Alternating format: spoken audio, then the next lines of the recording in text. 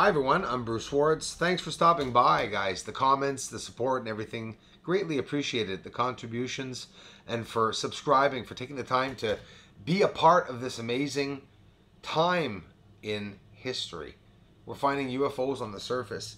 You know, how are we going to get this truth out there to the world? How is this going to be credibly proven? It can't be. Funny, eh? It's just proof that I'm getting, and you could only believe me because I'm, a Canadian that you guys don't know. That, I know it's hard. I understand that people come here and that you've seen a lot of bullshit, excuse the expression, on YouTube. But yeah, we're looking at real UFOs. Some nice new surprises coming to the channel. Well, I mean, there are always surprises here, right? But wait till you see the new editing adjustments and or techniques that are coming in the coming days. Days. It's going to be incredible. We're going to get in so close, guys. And we're going to keep the clarity. And what do I want to talk to you guys about? Well, I found some flashing lights, like explosions on the surface. Why am I calling them explosions? Because we've seen NASA post videos before that they declare them being meteorites, or one meteorite that hit the moon, because a meteor is not a meteorite until it smashes. And it would have smashed on the moon, and you just see this, like, it does look like a sort of explosion. But on the dark side of the half facing Earth, of course, I got an explosion, and it appeared in the darkness. There should not be any light coming from the surface on the dark side of the moon facing Earth, and that's what we're going to see in the next video. Why am I saying the next video? Because I have so much footage that I got last night that I want to get this up to show you guys some nice, clear, close-up shots. And then I'm going to get 2 videos up today, actually. I'm going to get this one up. And tonight, I'll be on the moon. Yeah, that's a problem for the second video. I'll be on the moon tonight, guys. That's good news, right? Last night, we got some moon. And I'm going to get the moon tonight, too, outside, getting as many anomalies as I can. Here's the thing. Around the moon, guys, I was getting these amazing anomalies, lights flickering. I don't know, those of you who have followed me since the beginning do remember for sure last year when I posted those flickering lights around the moon, the suspicious lights, even one on the surface in the darkness, dark side facing Earth. Well, the next video, tomorrow, should be up. I will present that explosion and a UFO, which actually looks like it leaves a streak of light, an orange streak of light or fire, and takes off and disappears. So that would have been a UFO leaving the edge of the top side of the moon. I got all this yesterday, and a lot to put up, a lot to skim through, a lot of UFOs to look through, and that's good news because that means it's going to keep me busy, and it's going to get me looking for UFOs in this footage. There's so much I have to do in the footage I just got about a month and a half ago that I still haven't even looked into. So now I'm going to bring you guys to see a square crater. Cool, huh? Pretty big too. Well, it's got a 90-degree angle on it, and it's very, very constructed like looking. Here it is, right up here. We're going to go take a look at it. I mean, isn't that incredible, eh?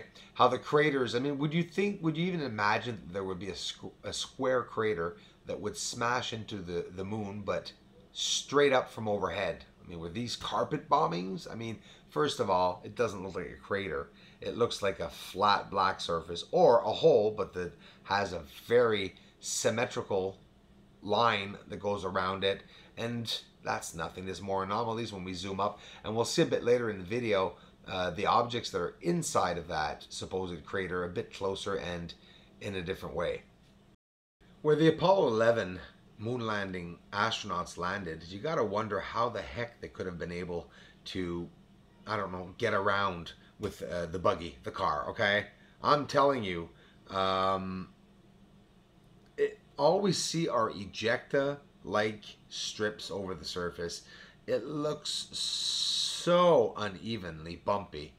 And it is such a bad choice. If you visually look at the choice of where they landed, it's just ridiculous how you see they landed in the worst pile of junk on the surface, and everything else around it is very, very clear. And here's a glimpse of the landing site, always changing the way to see it. So now we're looking at it turned around.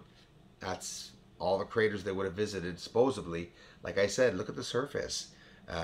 Would they have jumped with the car over those big ejecta-like objects, or, you know, as they say, it's that far away that it's even underneath all of this. We can't even maybe even see a glimpse at all of the surface. But it's interesting to see the surface terrain like that, and to see the colors, to see the surrounding areas. We're seeing UFOs fly by. So people say, you can't see the surface of the moon landing areas. Well, of course you can. You just can't see the flag. You can't see small objects. It's people, the trolls are going to linger on it for years. I told you guys, I see objects a quarter mile in size approximately. But if there's a flash of light, a massive explosion at a smaller size but very bright, we'd see it. Common sense. Someone in comments asks me, zoom in, prove that there's color on the surface while you're looking at the gray moon. Well, okay, let's do that. And when I do it, people say, well, I guess they don't comment. But if you're asking me to do something and I'm proving it, you know, give me some credit. We're going to zoom in, and you're going to see the top area. It's not only gray, it's actually a white, very white area. But now that the line of light is there, it's giving us, again, some details on the surface. And you're going to see where we're going to zoom in here really close. We're going to see that the greenery is an actual structuring or object that's all over another object. And in no way is it... And you guys go to college to learn that word, chromatic aberration. Imagine the only thing that a bloody troll can say against this is chromatic aberration. This is Mare Tranquillitatis right here. And this is the Apollo 11 moon landing declared supposed site. Now, this is the angle, the exact angle they would have supposedly seen the moon, because now we're flipped upside down, and so would their spacecraft have been. So what am I doing at this very moment, and what time is it? We are August 19th, 2018, 6:35 p.m., 6:36 now p.m. I'm going outside in a couple of hours. The minute darkness arrives, around 9:15, the telescope will be set up.